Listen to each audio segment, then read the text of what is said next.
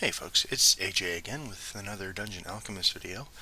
I made one a few days ago and I had unplugged my headset from my computer, and so when I started OBS back up to do the recording, it didn't recognize my microphone, and I spent a wonderful half hour creating a really cool dungeon for you all to watch and explaining the process of that, and didn't record any audio at all, so I kind of got discouraged and haven't done anything in a bit. But I was playing around with Dungeon Alchemist just now, and I realized how cool the taverns are.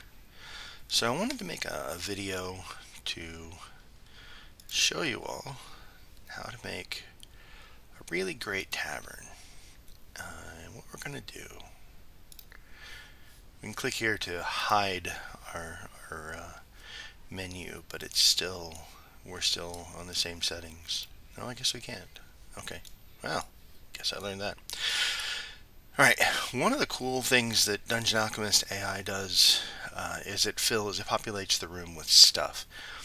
But it checks first to see how big the room is, to see what kind of stuff and how much stuff it can populate.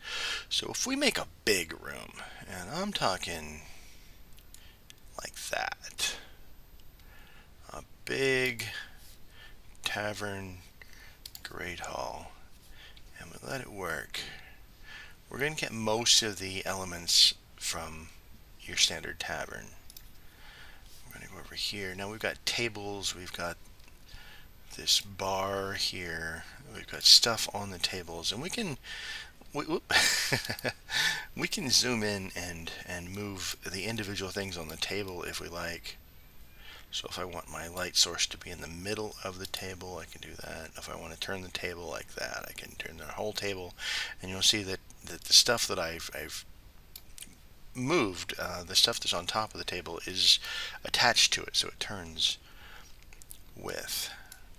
So sometimes Dungeon Alchemist doesn't always make the wisest of decisions. For example, I put this bar in a strange place. We're gonna deal with that. But I wanted to talk about the cool decisions that it does make. So I've got different kinds of tables here. I've got a table with 6 chairs. I've got a table with 4 chairs. I've got these round tables here. And at first I thought, why does it give me different kinds of tables? Wouldn't the same tavern have the same kind of table? No, of course not. No, of course not. Every old grognard like me knows. If you're in a tavern, you need a corner, a dark corner, for the quest giver to sit in. Back there by himself, with his hood up, smoking his pipe and watching the adventurers, waiting for them to notice, which they never do. And then they walk out. And he has to chase them down the street yelling, "Hey, I got a quest for you." So we're gonna place that there. I'm gonna get rid of these tables because they don't exactly suit my purpose. I'm gonna move. Okay, we're gonna take that. Put these tables just over here. Now what I'm doing here with Dungeon Alchemist is a lot of the little detail work. But it's still way easier than anything else, than any other program that I've worked with. Take that candle, put it up on the table there. Now I'm going to rearrange the bar itself so that it looks like, get rid of that. Get rid of that. Looks so that it looks how I want it to look.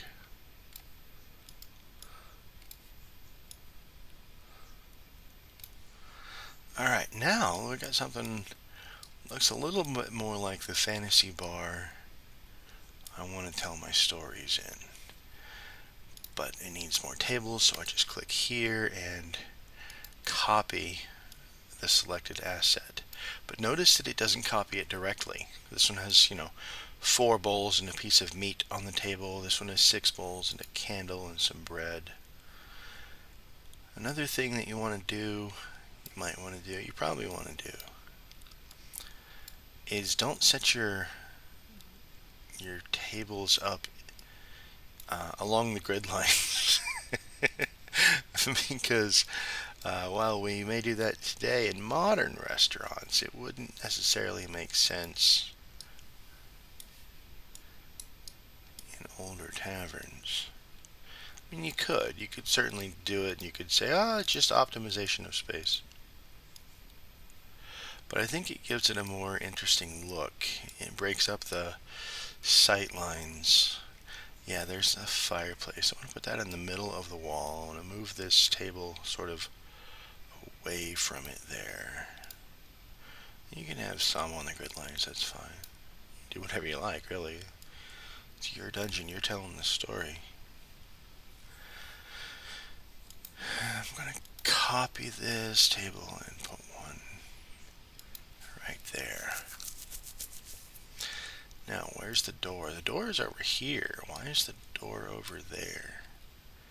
I don't want the door over there. I want the door in the middle. I want it to be opposite the fireplace. So we're just going to put computer lag there for a second. I'm going to pick it up and move it. And I don't even want that door. I want a double door.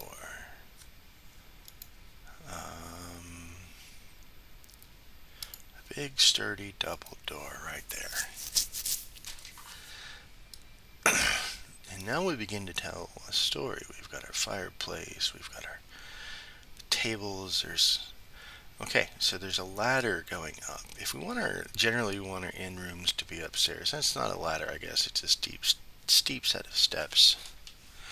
We could go with something a little more obvious, such as not gingerbread. A wooden stairway. No, I don't like that. You right click to get rid of the asset. I do like that. So we'll get rid of that. And put that, right there. Block off that. And now that's the way upstairs to the rooms.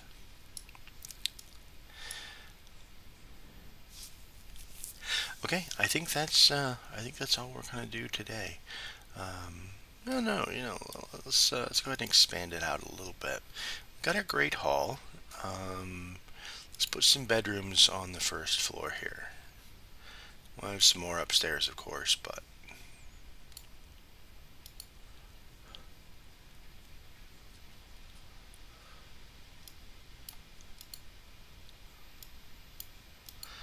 alright. Now, again, it's going kind of crazy with the walls because it's just randomly generating these bedrooms. It's like a Skyrim tavern there. There we go. Yeah, all the bedrooms on the first floor. So the walls are kind of crazy, but we're going to fix that now. We'll do this. There we go. That looks good. Fix that by just going to the place walls, find the walls that we want. Not wooden planks, just wood. Okay, computer's catching up here. Oh, no, that room was already there. Good. And just with a few clicks, I'm telling you, this is such an amazing piece of software. Just with a few clicks, we can change all the walls. Just a double click, bam, bam, done. And now all of a sudden everything matches. Every room has a door. You could go back and fix those doors if you wanted to make them all the same. Every room has, well, no, not every room has a bed. So the procedural generation here in Dungeon Alchemist is sort of goofed up on a couple of rooms and put double armoires in instead of bed. No, I don't want that.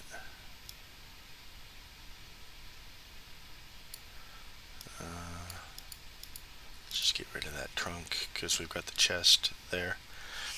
And now what we'll do is we'll just copy the bed. To go around like so. Dungeon Alchemist is kind of finicky about how it lets you turn things. Those things need to fit as you're turning them. So one way to get around that, if you're trying to turn something in a tight space, you couldn't turn it here, right? Because there's nowhere to go. You can carry it out here and turn it all you like. Get it to the proper orientation, and then go place it. And now every room, whoop, not yet.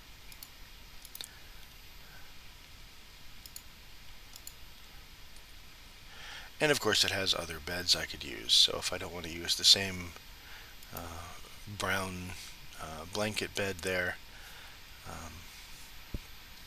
I could go back and get something else. But that gives it a kind of uniformity that I like.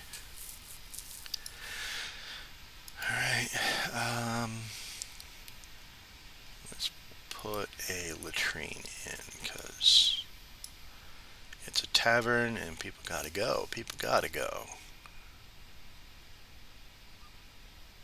Alright, and it removed that table there. Like, nobody wants to sit here.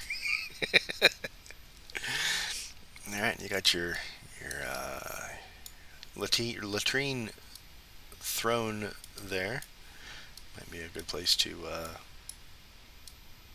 give a goblin a swirly to try to get information out of him. It looks like we lost another table, so let's go ahead and take that. I'll just copy this one. And we'll do it again. There. Alright, so that has been Dungeon Alchemist. My name's AJ. I hope you've enjoyed this content. If you have, give me a like, subscribe, maybe share it with your friends to show them how wonderful this incredible program is. I'm so in love with this. I've seriously not opened Dungeon Painter Studio again after I got Dungeon Alchemist. Alright, folks. Enjoy.